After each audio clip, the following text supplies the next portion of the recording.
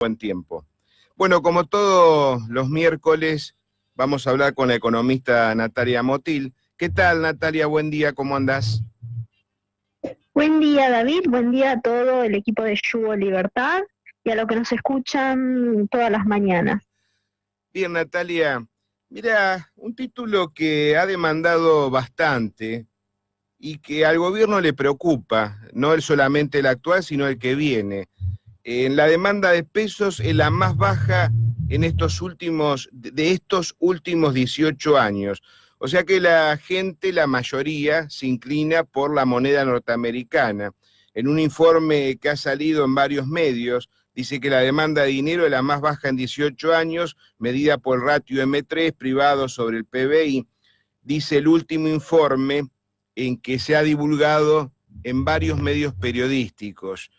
Decime, si esto sigue así, la gente se descarta de más pesos y se mete en el dólar o en el euro. Además, es impresionante la cantidad de dólar marginal que se está comprando, porque como sabés muy bien, o sabemos recientemente de que más de $100 por mes no podemos comprar en el ámbito oficial, entonces la gente ahora se está volcando en el blue, y a todo eso se suma que sigue disminuyendo todos los días la cantidad de plazos fijos que hay en los bancos. Te digo más, tal es así que el Banco Itaú, por ejemplo, ya empieza a tener problemas y acaba de echar a más de 20 gerentes. Atento que eso es una muy mala señal. Decime, perspectivas a futuro, cómo se perfila todo esto, cómo se las va a ver ahora el próximo gobierno, porque a mí me parece bárbaro que la sociedad tome este temperamento, porque ya sabemos con las malas experiencias que hemos tenido, no, que el peso está totalmente degradado y ya no nos van a embromar como nos embromaron en décadas pasadas.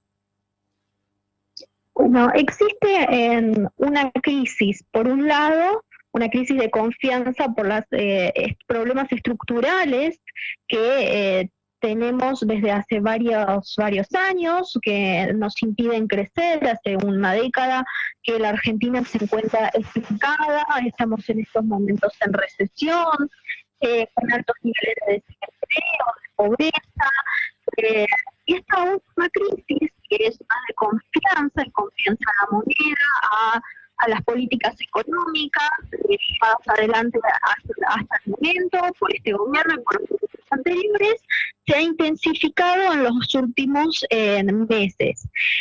Bueno, que obviamente fue avalada durante mucho tiempo, como siempre digo, por una entidad que tiene una ideología, una orientación más de centro-izquierda, como es el Fondo Monetario Internacional, que, bueno, avaló políticas gradualistas, políticas de llegada al superávit, al resultado primario cero, con suba de impuestos en vez de un achicamiento de lo que es el gasto social o gasto corriente, que tiene que ver más con, digamos, el gasto que es improductivo, que no genera ningún valor agregado para el país.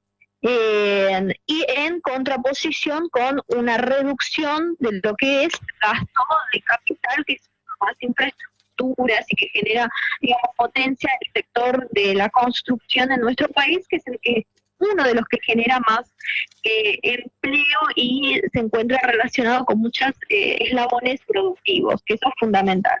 Bueno, entonces esta crisis de confianza, por un lado está avalado por esto, por estas últimas políticas económicas, y por el otro lado está sustentado por un gobierno, una llegada de un gobierno que nunca dio un discurso pro mercado que incentive que se revierta las preferencias hacia los activos locales. Si vos de tus discursos planteás que existe la posibilidad de endurecer, digamos, las restricciones, o de seguir manteniendo las restricciones a las libertades individuales, más libertades económicas, como es, digo, la libre elección de moneda, evidentemente vos vas a generar nuevamente una corrida hacia el peso. Además, Recordemos que muchos de los referentes económicos de este gobierno, el que va a entrar, bueno, anunciaron públicamente de que se va efectivamente a emitir, seguir emitiendo para poder sostener las necesidades de la nación, las necesidades públicas, o expandir fiscalmente a costa también de una relajación de la política monetaria. Evidentemente eso todo genera cierto miedo y cierta desconfianza por parte de las personas hacia la moneda local. Si vos públicamente decís que no vas a defender el valor de tu moneda y que vas a estar inyectando pesos a la economía que nadie quiere, eso va a desvalorizar el valor de tu moneda y eso jugará, impactará sobre las expectativas. Y nosotros el problema que tenemos hoy fundamentalmente son las expectativas. Hasta ahora no se los ha podido controlar, pero ¿por qué? Porque para poder controlarlas o para, digamos, poder manejarlas de algún modo, es necesario un fuerte shock de confianza. Ese fuerte shock de confianza lo logras únicamente resolviendo los problemas de fondo que tenemos, tratando de buscar alguna medida de corto plazo que aliviane la situación de los argentinos. Hasta el momento no se ha anunciado nada, es un momento de transición, que no es culpa del gobierno, porque digamos, ellos no tienen muchas cartas en las manos, y tampoco del gobierno viene porque tampoco es que todavía anunció la nueva llegada. Es un periodo de mucha volatilidad que hay que tener mucho cuidado. La demanda de pesos va a seguir ante esta situación, ante esta crisis de confianza, va a seguir cayendo, es una realidad.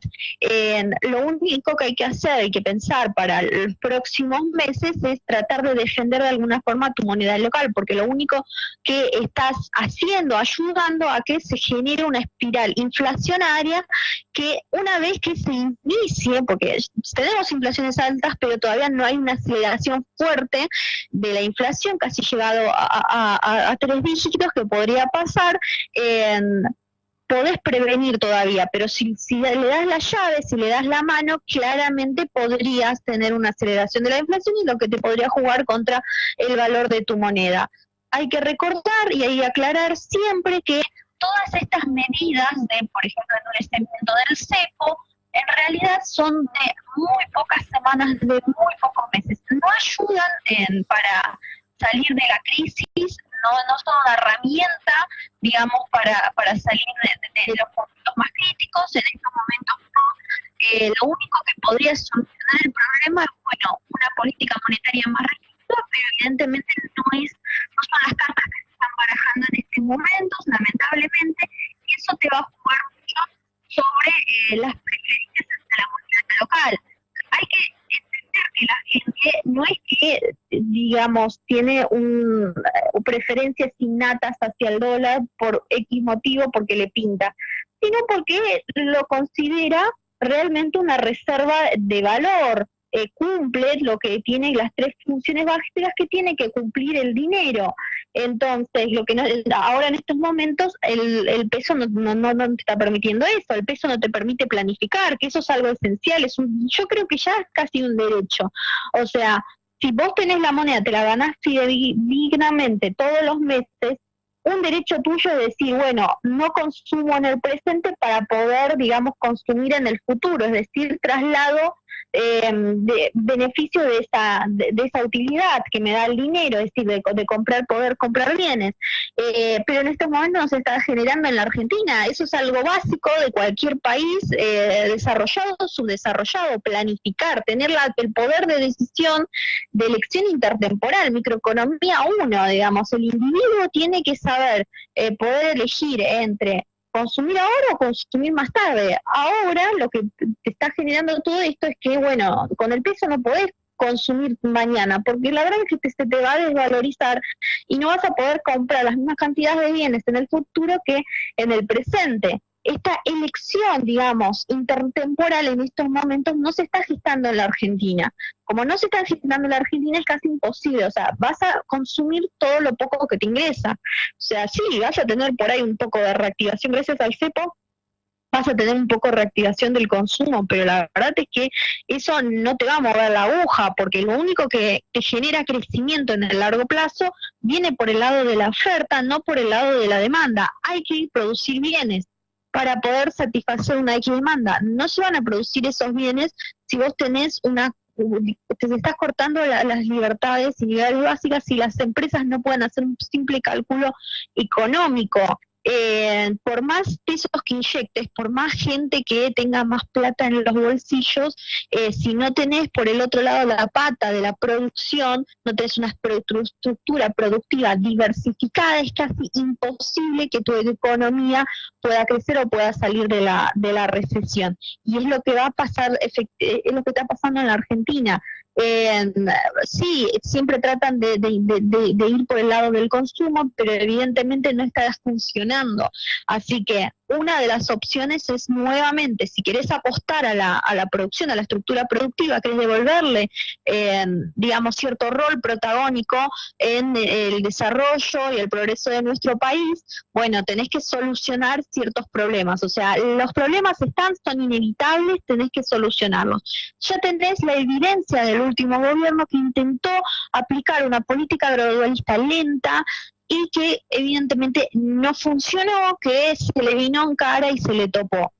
La crisis de confianza no se soluciona con, digamos, un cambio de figuritas, no se soluciona con un cambio de caras en los gobiernos y en los ministerios, se soluciona solamente haciendo cosas, es decir, llevando a cabo las reformas, por ejemplo, aperturas comerciales, lograr una moneda sana, flexibilización laboral, resolver el tema del sistema previsional, abrirte al resto del mundo, bajar la presión impositiva, bueno, y eso se logra únicamente con una reducción cabal del gasto público que es improductivo. Yo no digo, bueno, el Estado no debe funcionar, sino únicamente ser más pragmáticos, tener una visión más, digamos, realista de la situación, es decir, a ver, hay cosas que no funcionan, que no están generando ningún valor agregado a la Argentina.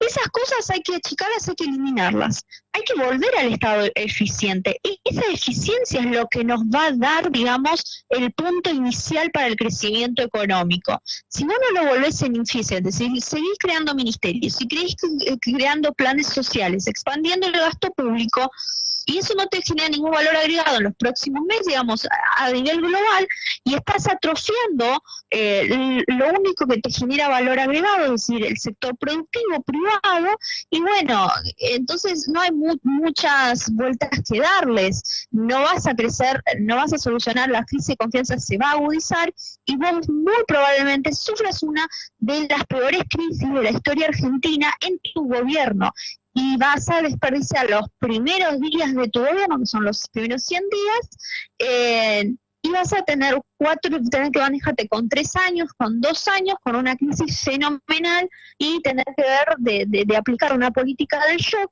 que pudo haber sido, digamos, compensada, amortiguada, si lo hubieses agarrado a tiempo. Si no lo agarras a tiempo, y bueno, va a ser bastante pesada, puedes hasta llegar inclusive a una hiperinflación. Si cuando se acelera la inflación llegas a un periodo de hiperinflación, la verdad es que vas a tener que hacer, digamos, reformas que evidentemente, o políticas a aplicar que generan mucho más, digamos, atrofio y caída del bienestar de toda la sociedad. Es una realidad.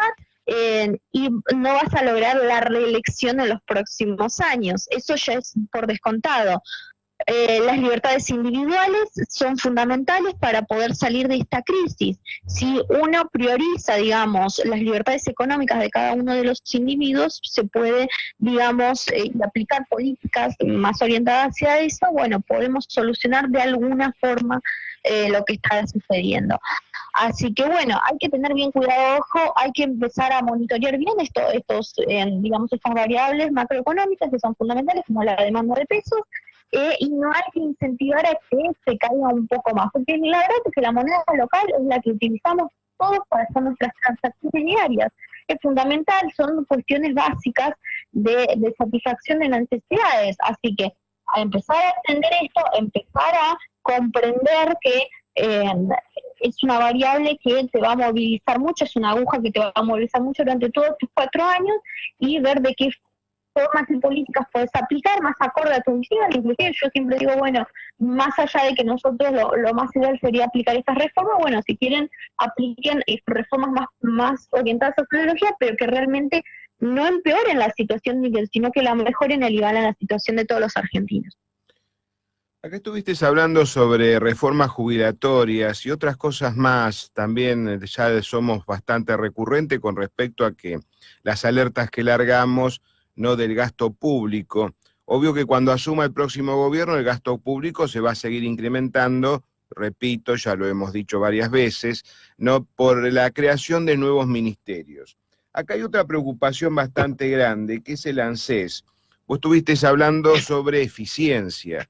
El ANSES cada vez se vuelve más ineficiente debido a que los gobiernos que han pasado, el ANSES ha sido una caja y sigue siendo una caja para extraer o robarle dinero y tapar agujeros negros muy profundos, económicos, que la clase politiquera viene generando ya desde hace varios lustros. Vos fijate, por ejemplo, lo que sucedió en esta semana. La Administración Nacional de la Seguridad Social suscribirá 2 series de letras del Tesoro por más de 4.000 millones de pesos y además 120 millones de dólares. Esto ya viene sucediendo todas las semanas. Es increíble cómo están destrozando la reserva del ANSES. Acá no se ve un futuro bueno para las próximas jubilaciones. ¿Vos qué considerás o qué pensás sobre esto? Si el detrimento se viene generando cada vez más, que seguramente el próximo gobierno lo va a seguir generando. Tengo entendido, según datos históricos, el ANSES en la década del 70 llegó a tener una caja de más de 100.000 millones de dólares. Y después todo eso fue saqueado, desde la época de Martínez de Oz en adelante. Fíjate que ahora se queda solamente, que creo, con 35 o 38 mil millones de dólares. Seguramente van a planificar mayor cantidad de edad para jubilarse, pero al haber una degradación grande en las finanzas dentro del ANSES, en las reservas dentro del ANSES, ¿apuntaría esto a una futura AFJP? ¿Cómo lo ves a esto, Natalia? Ojalá, la verdad es que el actual sistema previsional, que es de reparto, es decir, a ver, hoy actualmente los activos de hoy sustentan a los beneficiarios actuales. La verdad no es sustentable en ninguna parte del mundo y todos los países que lo están teniendo lo están reviendo. ¿Por qué? Porque tenés primero que la esperanza de vida está creciendo fenomenalmente. La gente, o sea, sí, está creciendo de forma exponencial. La gente puede ser en pocos años, cerca de 40 años, se ha multiplicado y se ha doblado la cantidad de edades de esperanza de vida de las personas. Y eso obviamente te juega sobre un sistema así. Si vos tenés una cantidad de gente que necesitas, digamos, sustentar con pasivos, con una cantidad de activos cada vez que es la misma o que se encuentra estancado o cada vez es más chica, porque si tenés un país, digamos, que fomenta las tasas de informalidad por medio de impuestos laborales que son barrabasales, obviamente esa masa de gente, de activos que aportan va a ser cada vez más pequeña. Así que el sistema de reparto no es sustentable. En algún momento, o sea, ya está quebrado en la Argentina. Es una realidad. Los pasivos, o sea, tenés 8 millones de personas que sustentan a 21 millones de personas. O sea, es casi, bueno, decir, no hay forma de que esto, digamos, sea sólido y que se genere, sea sustentable en el largo plazo. No, evidentemente no. Hay que pasar a un sistema de previsionario, lo que estás viendo. Primero, aumentar la edad de jubilatoria porque ya las personas viven más, así que, bueno, hay que elevarla de alguna forma. O igualarla por género. La verdad es que yo estoy a favor de eso. Digamos, las mujeres y los hombres tienen que jubilarse en la misma edad. Si estamos hablando de igualdad de género y no estamos hablando de cupo, bueno, que se jubilen a la misma edad. Bueno, eso por un lado, haciendo un ítem y una aclaración por un lado. Pero por el otro lado, necesitas un tema más de como de AFJP, que la AFJP funcionaba bastante bien en la Argentina. A ver, uno hablando con sus padres, con sus abuelos, siempre decían, bueno, mira, la verdad es que uno podía ahorrar, o sea, era su plata, sabía que uno estaba, que tenía esa plata, que uno hacía digamos, el sacrificio, digamos, de ahorrar para su futuro, es decir, uno sabía, entendía que era para su futuro, tenía esa plata, le generaba cierto interés, y cuando se jubilaba, bueno, eso le permitiría, digamos, llevar una vida bastante bien, porque era una plata importante. Inclusive se puede hacer un sistema que diga, bueno, vos te podés sacar toda la plata y poder comprarte una casa, y con esa casa puedes alquilar, y los chicos o vivir en esa casa, o los chicos pueden cuidarte a vos cuando seas mayor, y esa casa la van a poder vender, y de esa forma se genera, digamos, el crecimiento económico del país por generaciones, porque en estos momentos en la Argentina no existe casi la movilidad social, es casi nula. Los que nacen en los estratos de ingresos más bajos no logran y trasladarse hacia otro tipo de estrato de ingresos. A diferencia de lo que está pasando ahora en Chile. En Chile, bueno, dicen, bueno, sí, podés tener, obviamente no es un sistema perfecto el que tienen, pero tenés un sistema en el que vos decís, podés ahorrar, y eso puede generar, digamos, enriquecimiento de generación en generación, porque evidentemente hay movilidad social. Cerca del 70% de las personas que nacieron en la década del 60 en los estratos de ingresos más bajos en Chile lograron pasar hacia otros estratos de ingresos. En la Argentina es nulo, o sea, casi nulo, pues 5% que quizás se haya pasado a otros estratos, pero no tenés movilidad social. Y eso es crítico, porque digamos, la base del crecimiento de todo el país es la acumulación de riqueza, y esa acumulación de riqueza que se pasa de generación en generación, que hace que, bueno, como pasaba en la Argentina en los principios del siglo XX, digamos, los argentinos que venían, los inmigrantes, podían, digamos, trabajaban ellos, y a sus hijos ya los podían mandar a las universidades, y después ellos a sus hijos ya podían darle una gran calidad de vida enorme. Bueno, a la Argentina no, porque no tenés, digamos, lo básico, es decir, no podés ahorrar para el futuro. Este sistema no te permite ahorrar para el futuro. Este sistema lo único que te hace es, bueno, darle a sacarle de ciertos aportantes hacia los pasivos actuales. No hay ningún incentivo ni siquiera de decir, bueno, de un individuo decir, bueno, yo quiero aportar un poquito más para mi vida jubilatoria. Eso casi no, con la CFJP era bastante, digamos, viable eso. Obviamente hay que generar un sistema en el que sea más sustentable. Se va a ver que en cualquier momento va a quebrar este sistema de forma barrabasal, van a haber muchos perjudicados en el medio, lamentablemente. Lo básico no se está gestando. Obviamente, ¿por qué a los gobiernos les conviene este sistema? Porque es un sistema que les permite, digamos, a ellos tener una herramienta más de gasto y de incrementar la fiesta. La fiesta solo se puede pagar a costa de unos pocos. Y esos pocos son avalados por este sistema, digamos, es un instrumento de transferencia de ingresos, digamos, hacia la clase trabajadora, hacia digamos, los políticos y los excesos políticos, porque es todo politiquería. Así que se utilizan esto para herramientas para las reelecciones, en vez de hacer reforma de fondo, mejorar el bienestar de las personas. Bueno, escogen este tipo de herramientas para poder reelegirse.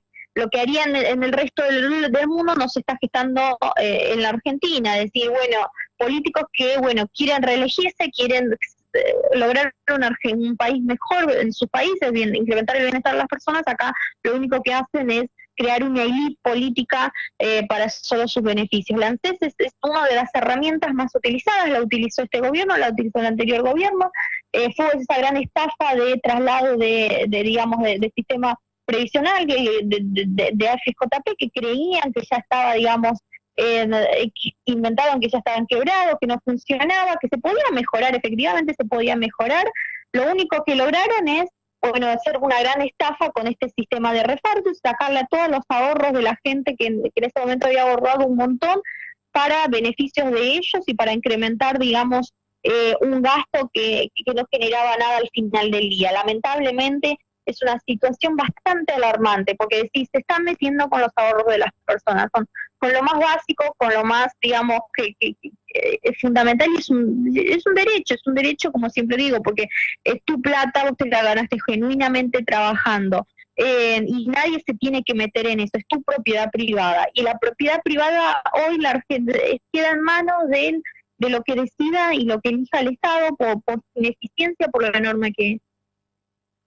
Bien, Natalia, última pregunta, sintético. Van a aumentar el monotributo a un 51% cuando asuma Fernández. ¿Cómo lo ves a eso? ¿Bien o mal? Porque hay mucha gente que tiene la categoría más baja, que le está costando mucho pagar un monotributo que ya está a más de 2.000 pesos por mes. Hay muchos que se están borrando. Yo creo que va a ser va a ser perjudicial. Hay gente que no va a poder soportar ese aumento atroz, ni hablar de las categorías más altas. ¿Te parece que el gobierno se está manejando bien al aumentar el monotributo un 51%? No hay margen para poder, digamos, incrementar más los impuestos. Estamos en un punto de la curva del Laffer, digamos, la curva del Laffer, la que relaciona la tasa de impuestos y la recaudación, en que ya es casi negativa. Se van a dar cuenta que van a recaudar menos. Y por el otro lado, van a incrementarse todavía aún más el desempleo. Porque la verdad es que las tasas, estas políticas que en contra del trabajo, estos impuestos en contra del trabajo, la verdad es que se generan más tasas altas de desempleo, de informalidad, de trabajos en negro. Existe, obviamente, se ha perfeccionado durante los últimos años, digamos, los castigos en contra de los que se desvían, etcétera. O sea, uno por poder contratar un empleado en negro, la verdad es que termina, si se lo llegan a descubrir, termina en quiebra, es lo que está sucediendo ahora en la Argentina. Inclusive uno se quiere, digamos, salir del monotributo y no tener que pagarlo, después es casi imposible que uno pueda volver a ingresar. O sea, realmente una simple recategorización eh, te castigan bastante, tenés que pagar una suma bastante importante de dinero. Eso es lo que en estos momentos se está generando en la Argentina. Hay que tener bien cuidado con eso. Obviamente todas estas prácticas, incremento del monotributo, lo que va a generar es que las personas, bueno, no puedan consumir nada, va a bajar el consumo, pero fundamentalmente va a bajar el empleo. Muchos se van a replantear esta situación o van a tratar de girarse al trabajo negro. Vos tenés por el otro lado digamos, un sistema de seguridad social que absorbe mucho del gasto público. Si vos tenés ya una masa que se va a ir del empleo en blanco, y evidentemente esto te va a generar mayor presión, y vos lo que querías recaudar en realidad te va a generar aún menor, digamos, en recaudación, y vos no vas a poder tener esos ingresos corrientes que vos necesitabas para solventar tus gastos, y vas a tener que financiarlo de alguna otra forma. O sea, no es ya, obviamente hay que ver los países, no hay recetas mágicas, hay recetas exitosas, hay que ver qué es lo que hicieron el resto de los países del mundo. Si vos ves que cuando bajaron los impuestos recaudaron más, entonces si vos tu fin y último es recaudar más, bueno, comenzá a bajar los impuestos, no los incrementes. Lo único que vas a generar incrementando los impuestos es atrofiar más al sistema económico argentino. Bien, antes de despedirme de vos, te agrego 3 datos. Uno ya te lo dije, el Banco Itaú está echando gente, Arcor paraliza la planta de Catamarca y anticipa vacaciones para sus 430 empleados, o sea, esa planta ya no va a funcionar, y la producción de automóviles cayó por 14º mes consecutivo, y siguen aumentando los impuestos. Bien, Natalia, como siempre, muy atenta, no cortes, vamos por línea privada, te agradezco mucho, hasta la próxima. Un saludo.